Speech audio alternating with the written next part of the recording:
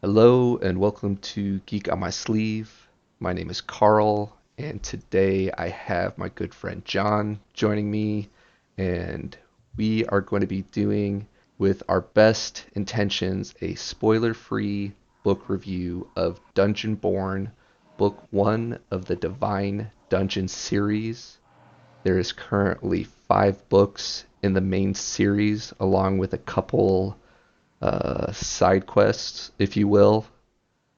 The audible length is 12 hours and 32 minutes. The Kindle edition is 403 pages. So it's a relatively good sized book. And to get us started, John is going to be reading us the Goodreads summary. So essentially, what I have here is this book provides a powerful dungeon, a sheep herder turned noble, their path to ascendance through cultivation. Conquering dungeons and using them to grow has long been the most efficient way to become a powerful adventurer. The only thing keeping the process from being easy is the beasts that inhabit these places. Questions plague those entering this particular place of power. Where do the rewards of weapons, armor, and heavy gold coins come from? Why is this fluffy bunny charging at me? For abyss' sake, why are there so many monsters? Cal has all of these answers to these age-old questions for a very simple reason. He is a dungeon core, a soul force against his will into a magical stone. With the help of an energetic friend, Cal grows a dungeon around himself to bring in new sources of power. When a threat he doesn't fully comprehend bares its many teeth, Cal is determined to survive the attempt on his life. Unfortunately for adventurers, the only way for him to achieve his goal is to eat anyone that enters his depths. I think right there, you could really hear Dakota's Krout's humor in that summary. When I read this book, I thought about you, John. I know you're not as avid a reader as I am, but we've done a lot of dungeon crawls together, Yep, both yep. avid gamers, um, spent a fair amount of time in Undercity and, playing different MMOs. And while for the lit RPG genre, this book isn't super heavy on like the stat mechanics and everything that you typically experience in a lit RPG book. Um, I really enjoyed the perspective on it, and I would love to get your thoughts on the book. I really want to talk about the fact that as a gamer, I really enjoyed the fact that this book provides anyone you could essentially be someone who isn't a gamer and start this book. Now, you might not necessarily understand some of the lingo that comes for it. Anyone who plays any type of game, RPG, strategy game, MMOs, like you really you'll understand where this book is coming from. Go ahead. Oh, I was about to say the author really does do a good job explaining that. I think as the more in depth of a gamer you are, you'll appreciate some of the subtleties. Dakota Krout does a good job explaining things to where it's noob friendly, right? Yeah, exactly. For example, there's the new show The Witcher came out not too long ago. Mm-hmm. I mean, you if you didn't play any of the games or didn't read the books and you just, started watching that series, then while you probably didn't understand it to begin with, like it was still a good show to watch. Mm-hmm. But obviously if you had played those games and you had read those books, then you would just understand like oh, there's that person. Oh, I understood that reference. I Oh, so that's the place they're talking about. point made. Don't want to go down the rabbit hole too much on The Witcher. He does a great job introducing us to the mechanics, introducing us to the world, and then just progressing the world building from there, right? I enjoyed how he described in a very real sense how everything continued to evolve Mm-hmm. and mature as I'll just say as a character. Mm-hmm. He does a really good job of just portraying that and letting me decipher what was going on as I continued reading. Right, right. And it wasn't overly data dump heavy, right? Like he did a good job introducing those comments and keeping the story going, and even just the humor. It's not the traditional mentor that you get in a lot of fantasy books where it's the old man that finds the prodigal child in the village, the sheep herder. But that dynamic is certainly different in this book. Um, but like through that mentorship, you get a lot of the humor, and you get to see that both main characters' point of view, Cal and the sheep herder Dale, they're both very much novices, and as we follow their progression, he does a good job as it's getting explained and the concepts introduced to them, also allowing us to experience the world from both the dungeon's point of view and the adventurer's point of view, as that conflict, that arms race continues, right? And I think Yeah. even for Cal, um, he starts out essentially as a baby, little baby fishy dungeon, and you get to follow that progression, as well as Dale. Like you get to start him day one as an adventurer. So one of the big things in this story is cultivation, right? And that is essentially the magic of this world, and it allows a lot of the explanation. It's essentially XP, right? Yeah. You go through the different ranks. There's 10 ranks in every level, and you progress from a fishy up to the spirit rank, right? And it's still very much those video game mechanics, but the magic system makes it more believable, and even along the lines of like epic fantasy. But from a gamer's perspective, it's a lot easier to translate, like, oh, like just working your way through the ranks and leveling up. From a gamer's point of view, we all know there are different classes that come with RPGs. We'll say soldier, there's barbarian, Mm-hmm. mage, all that type of stuff. The author really emphasizes the mage aspect from this series, or from this book. While you can be a different class, using barbarian as an example, you'll still be a mage for Mm-hmm. intents purposes. Yeah. There's So he uses mage as like a tier, but I think, and correct me if I'm wrong, kind of what you're talking about is they all cultivate.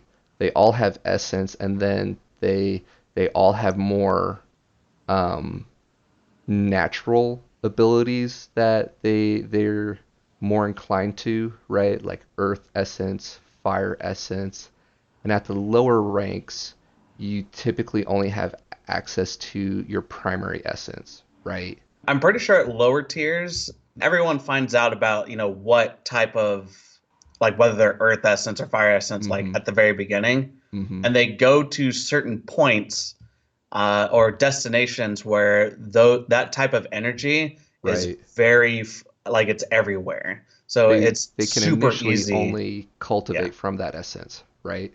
Yeah.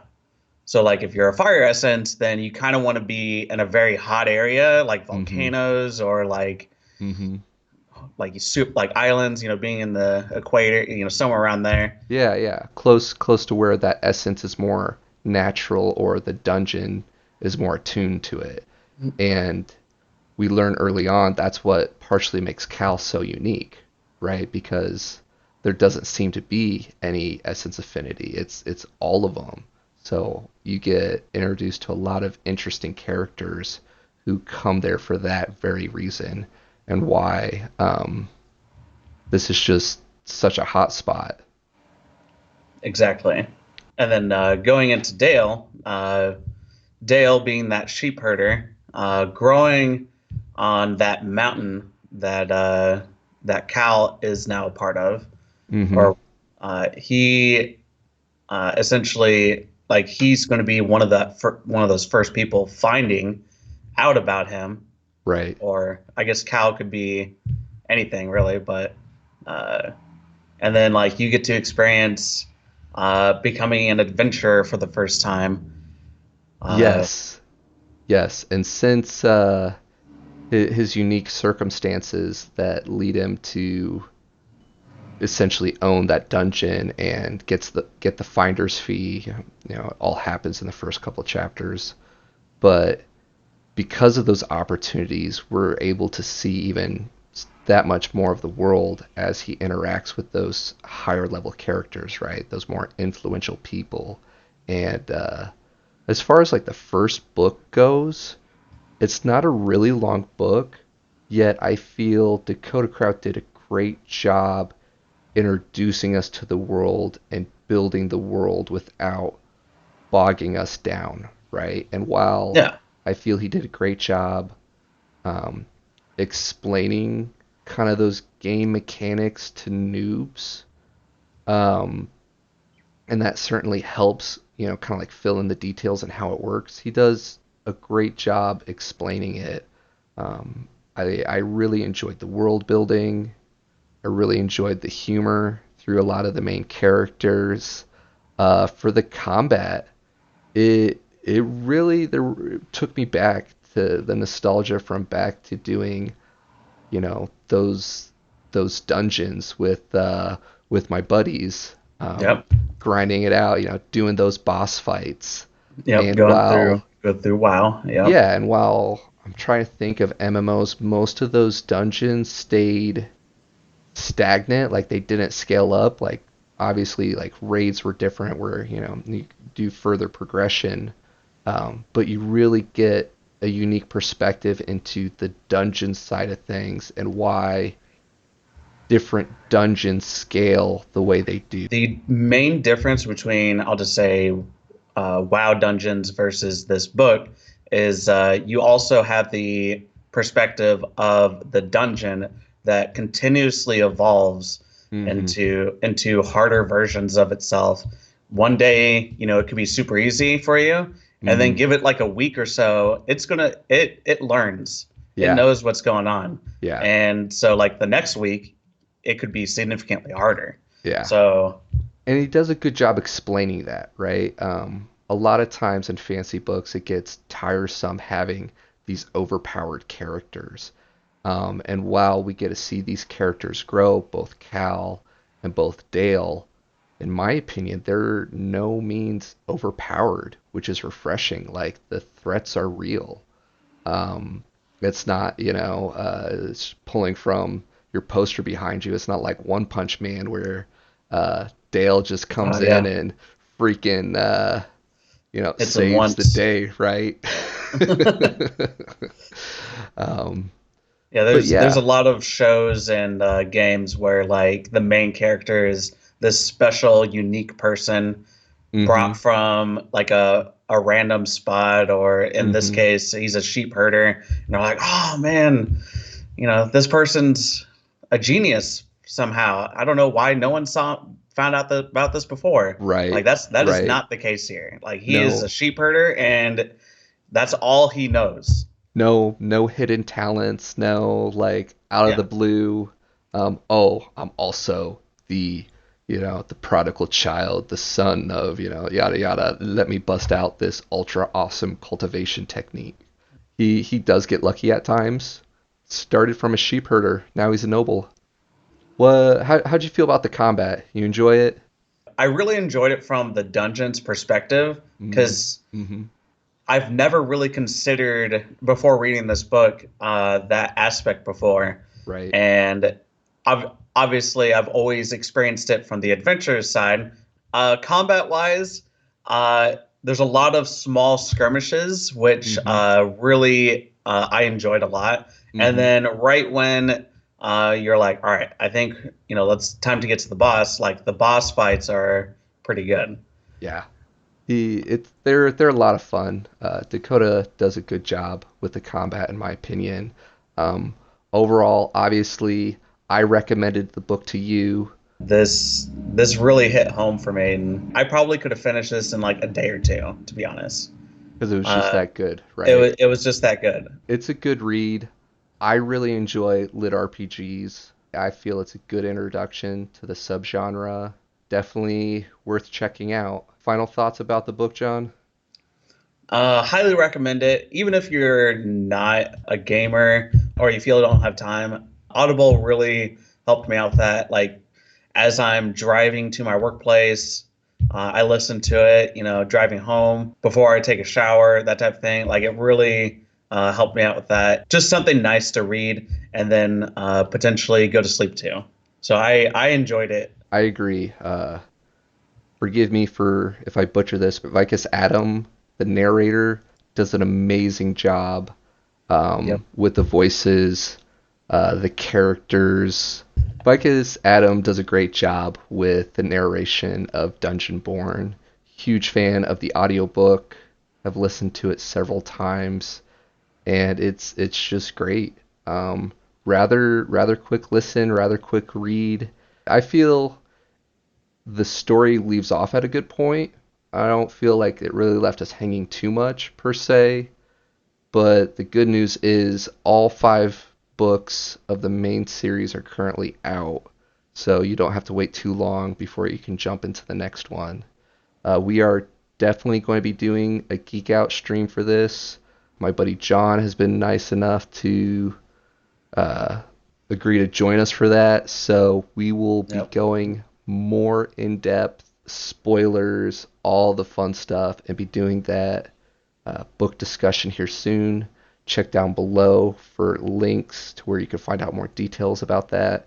And you can always check out our calendar on geekonmysleeve.com to see upcoming Geek Out streams.